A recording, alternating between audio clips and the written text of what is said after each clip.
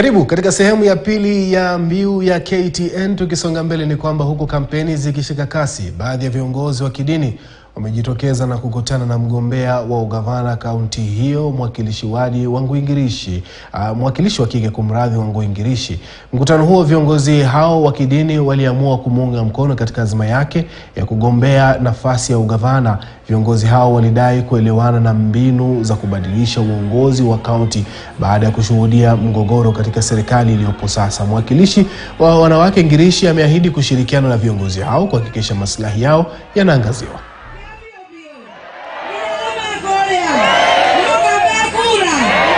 Tumetoka kila kona na tumeshungumza, tumeongea na kutukakata kauli moja ya kwamba yule tutaunga mkono mkaasi wa Kirinyaga anaitwa Wangoi Ngirici.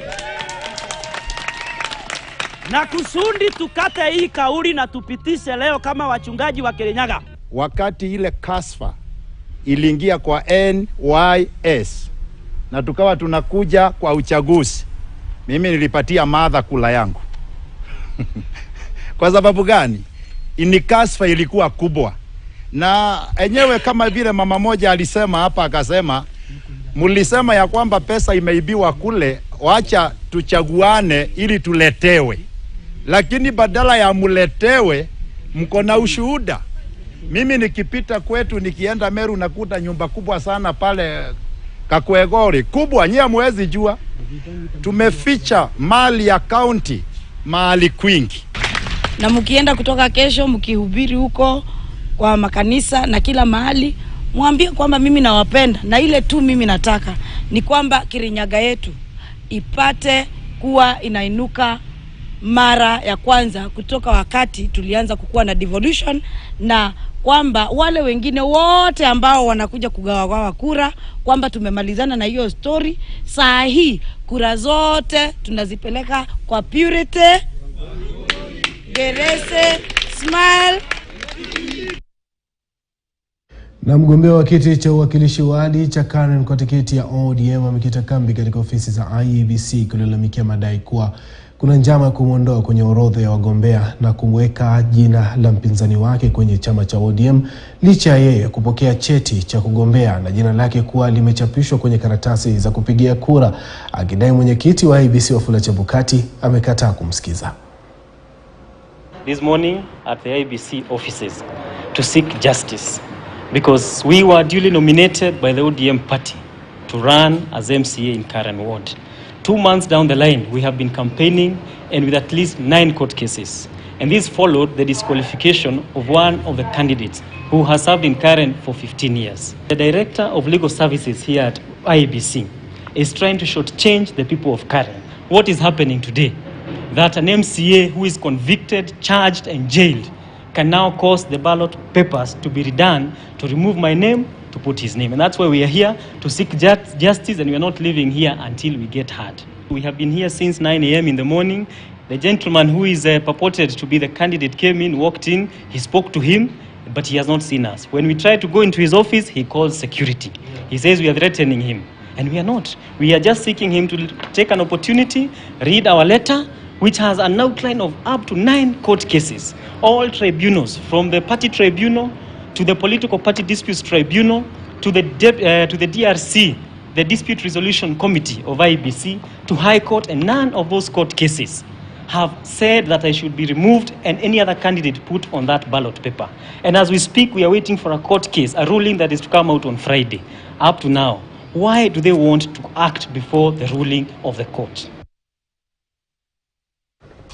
Na mgombea wa gavana wa chama cha ODM katika kaunti ya Narok, Moitalel Ole Kenta, amesisitiza kuwa atafanya ukaguzi wa fedha zote zilizotengewa kaunti hiyo tangu kuasisiwa kwa ugatuzi ili kubaini iwapo kuna fedha zozote zilizofujwa. Kenta alizungumza katika eneo la Narosura, Narok Kusini. Amedai kuwa utawala wa sasa wa kaunti ya Narok umefuja fedha za maendeleo kufanya kaunti hiyo kusalia maskini. Vilevile Kenta aliwarai wakazi kuwachagua viongozi wenye maono watakaofanikisha maendeleo muhimu katika sekta muhimu kama vile barabara, afya bora na maji.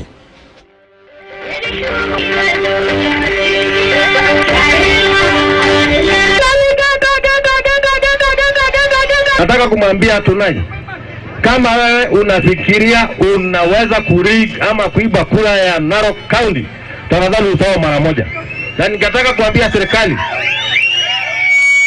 kuambia serikali ichunguze maneno ya Tunai, sababu tunajua na amesema yeye mwenyewe hajawahi kushinda uchaguzi wote ijapokuwa amekuwa kiiba. Hata nataka achunguza kama zile vitu ambazo zilipatikana kwa Jomo Kenyatta International Airport inawezekana hata kuna zimefika Narok. Sababu tabia ya Tunai ni tabia ambayo haitakiwi iwe kwa Kenya hii. Kwa hiyo nikataka kusema kwamba tafadhali Tunai, wachana na wananchi wa Narok. Tulikupea miaka 10, ukatuumiza, ukaiba kila kitu, ukatuacha maskini, hakuna dawa kwa hospitali, hakuna chochote. Hii maneno yako kusema tunataka kuwa tena tasahau. Lakini ile ya kusababisha ni kwamba unatafuta kiti ya governor kwa kibaraka yako kuliko kutafuta kiti yako ya senate. Hakuna moja mtapata. Hakuna nini? Na sio makosa mimi kuchagua naibu kutoka jamii ya Maasai. Iko makosa gani? Huku idadi ya wanafunzi ikiongezeka katika shule ya upili kutokana na 100% wanafunzi kutakiwa kujiunga na shule za sekondari, wito umetolewa kwa taasisi za umma kuwahusisha wanafunzi wa zamani ili kusaidia pakubwa katika ujenzi wa mabweni. Wakizungumza mjini Eldoret, wanafunzi wa zamani wa shule ya upili wasichana ya Kapsabet Girls wanasema kwamba wameanzisha mikakati kwa ushirikiano na idara mbalimbali ili kujenga bweni kupunguza msongamano shuleni. Transition in the whole country in the Ministry of Education has actually made the school to overstretch in terms of accommodation and other facilities. And so at the moment, the school has, on its own initiative, is putting up temporary structures using metal sheets to make temporary dormitories, but those will not be able to accommodate the girls. And we have girls all over Kenya, up to the diaspora. And we have been intending to do something for the school, something bigger, because currently we've been supporting needy students in the school. And the board of the school have charged us with the responsibility of putting up a 600 bed capacity dormitory, costing 70 million. They need so much space and so much resources, and we are seeing as an alumni, we need to plow back to the society to support the school, because the school supported us until we are the way we are today. So we want to give back to the school so that at least other children also can also benefit from the school. Na wakazi katika kaunti ya Embu wameshauriwa kujitokeza kwa wingi kuchanjwa dhidi ya virusi vya COVID-19 ili kuimarisha kinga yao ya mwili, hasa wakati huu ambapo kumekuwa na ongezeko la maambukizi ya virusi hivyo. Kwa mujibu wa mkurugenzi wa afya ya umma Roslyn Kaugi, kaunti hiyo imerekodi visa 48 vya maambukizi, huku watu wanne wakitengwa kupata matibabu ya dharura. Aidha, amesema kuwa kaunti hiyo ni miongoni mwa kaunti 24 zilizotajwa na serikali kuwa na idadi ndogo ya watu waliochanjwa, hali iliyolazimu serikali kuanzisha kampeni ya siku 10 kuhamasisha umma. The government cannot allow any vaccination that will compromise the people's health. Never. So whatever is proposed by the government has taken personal initiative and personal responsibility for any outcome thereafter, and it is ready to defend that. And we can see right now, we are rejoicing as a country. We are rejoicing as a country, and we are health as a country. Nani ame kumekuwa na nini hapa? Tanzania will fall suit to us, and many other countries are now benchmarking with Kenya. Kenya is so much ahead. Kwa hivyo si jambo la mzaha hili. Naomba ndugu zanguni, dada zanguni, mama zangu, that is, let's take it up ourselves. Let's be in the front line on this matter. Embu is among the 24 counties in Kenya who are undertaking the accelerated vaccination or mass vaccination of COVID-19 vaccine. About data, I would want to say that since COVID-19 started in Embu County, that was in June 2020, we've had 2,621 cases up to date. That is from the first to the sixth wave. I also want to say that the sixth wave has hit us already. We have 48 cases out of the 48. We have 4 who are active and home isolation. However, we thank God we've not had any admission in our hospitals, and we are doing all what we can to prevent further spread of the pandemic. Na mbunge wa Mvita Abdul Somad Sharif Nasir amemtaka waziri wa elimu Profesa George Magoha kuomba radhi la sivyo jiuzulu kutokana na matamshi ambayo aliyasema yalimdhalilisha mwanahabari mmoja kwa kumhusisha na kundi la kigaidi la wanamgambo wa Al-Shabaab kwa misingi ya dini yake. Mwanahabari huyo alikuwa amevalia vazi la hijabu wakati akimuuliza maswali Magoha, ambaye alionekana kutofurahishwa na kisha kumtaka ajitambulisha, kidai kuwa hana uhakika iwapo alikuwa akizungumza na mwanachama wa Al-Shabaab. Jambo bwana, habari gani? Nzuri sana. Wageni wangali. Sasa watoto wanasoma wote. Chini umeboresha sekta ya elimu. Tunasonga mbele mbele kwa ujenzi wa taifa. Sasa watoto. Mimi nikiwa niko katika bunge, katika wabunge walopigania wale wa Korino wasiwe ni wenye kufukuzwa shule kwa sababu wanavaa kilemba ni Abdul Somad Sharif Nasir.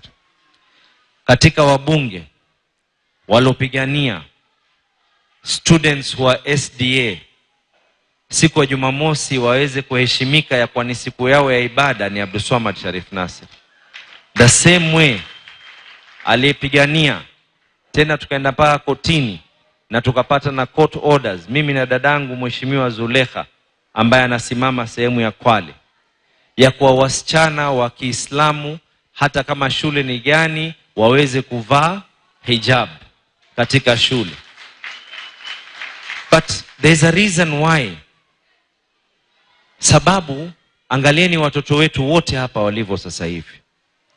All these children are coexisting. They love each other and they share a meal. Unapata mtoto anakaa anakula chakula na mwenzake, hajali ya kwa huu ni mtoto kabila hii, huu ni Muislamu, huu ni Mkristo. Now, I'm very, very disappointed. Na mimi najua Waziri Magoha has only 10 days before another government comes in. But the honorable thing to do, you cannot look at a person, unamuona ni Msomali amevaa hijab ya journalist, umuulize kama yeye anatoka media ya Al-Shabaab. That is outrightly wrong. You cannot do that. Na baadhi ya wafanyi biashara hapa jijini na haswa wa maeneo ya Isli na Nyamakima wameipongeza serikali kwa kuondolea ushuru wa bidhaa na mali yao iliyokuwa imekwama katika bandari ya Mombasa. Wafanyabiashara hawa wamesema kuondolewa kwa kodi na ushuru huu kutazifanya biashara zao kunawiri na kuimarika hata zaidi, hasa nyakati hizi ambapo gharama ya maisha imepanda. The government gains more by less regulation and less taxation. If the government can reduce the regulations and taxations and the businesses thrive, the government can collect more in taxes. We therefore request that the regulations be reduced and the taxes be reduced. Sehemu hii ni sehemu muhimu sana ambayo inatoa ushuru kubwa zaidi kuliko sehemu yoyote. Watu wanafikiria ni ushuru unaotolewa tu hapa, lakini kontena nyingi zinazokuja Kenya zinaletwa na wafanyabiashara wa hapa Isli na Kikomba, na wanalipia kodi huko bandarini kwa KRA. Alafu hizo bidhaa zikiingia kwenye maduka, hizi maduka zinatoa ushuru mwingine. Na tukiachana masuala hayo ya ushuru, ujenzi wa kumbi 16 kati ya kumbi 33 umeshakamilika katika majengo ya makavazi ya bustani ya Uhuru hapa jijini Nairobi. Hata hivyo, Wakenya watasubiri kwa muda kabla ya kuanza ziara zao ili kuruhusu makundi ya wasomi kupiga msasa vifaa na kudhibitisha historia inayohifadhiwa humo ndani. Akizindua ziara ya wanahabari katika makavazi hayo, Rais Uhuru Kenyatta alidokeza kwamba waandishi wa habari wa humo nchini na wa kimataifa sasa wana kituo ambacho kitawasaidia kutathmini ukweli wa historia ya Kenya wanapoandaa makala yao. George Maringa alihudhuria hafla hiyo na anaarifu zaidi. Hutakosa kuona chemchemi hizi za maji unapofika hapa katika mnara na makavazi ya bustani ya Uhuru kwenye barabara ya Lang'ata. Rangi nyeupe ya makavazi ikiipa sura mpya, lakini kama wasemavyo Waswahili, penye moshi hapakosi moto. Hapa kuna ukwasi wa historia si haba. Mojawapo ya makavazi yaliyokamilika ni eneo hili linalofahamika kama handaki la mashahidi. Majina ya waliopitia udhalimu na kisha kuuawa yameandikwa pande zote mbili unapopita ndani ya handaki hili, kabla ya kufika sehemu mbalimbali zilizo na vifaa vya kihistoria. Humu ndani ya kituo hiki mna vifaa vya kihistoria na kitamaduni, vifaa vya kumbukumbu vyenye thamani kuu na hadithi za picha na video kutoka matukio ambayo yalianzisha na kuandaa hatima ya nchi hii. Kwa kudokeza tu, jengo hili linaangazia historia ya Wakenya kwa kuonyesha vifaa vinavyotumika na jamii mbalimbali za Kenya, mavazi yao, zana za muziki na mengine. Rais Kenyatta akaongoza ziara ya kwanza ya aina hii kuwahi fanyika. We have made Kenyans. We have now Kenyans of Makonde ancestry from Mozambique. They are part of us now. They also need to be reflected here. How did they come here? How did they end up being naturalized as Kenyans? Upande mwingine ni maonyesho ya rais wa pili hayati mzee Daniel Arap Moi. Fimbo yake almaarufu fimbo ya nyayo, Biblia aliyotumia, vitabu vya nyimbo vya Golden Bells, simu aliyotumia, pamoja na bendera yake ya kirais. Vilevile utapata fursa ya kujionea vifaa vya kijeshi. Sehemu hii ikiwa na turathi, zana za vita, mavazi na vifaa vilivyotumika na majeshi. Ndege za helikopta pia zimo humu ndani, sawia na vifaru, bunduki na zana zingine. A plan to repatriate some of the artifacts. And the first thing that we're doing is to ratify some legal instruments as a country that will allow us to be able to repatriate some of very, very important artifacts. For example, the man-eaters, the lions, the man-eaters of the Savo that are currently in Chicago Museum. Those are some of them that we want to target. Kipindi cha hali ya hatari nchini kilichoshuhudiwa kati ya mwaka 1952 hadi mwaka 1959 pia kimenakiliwa hapa.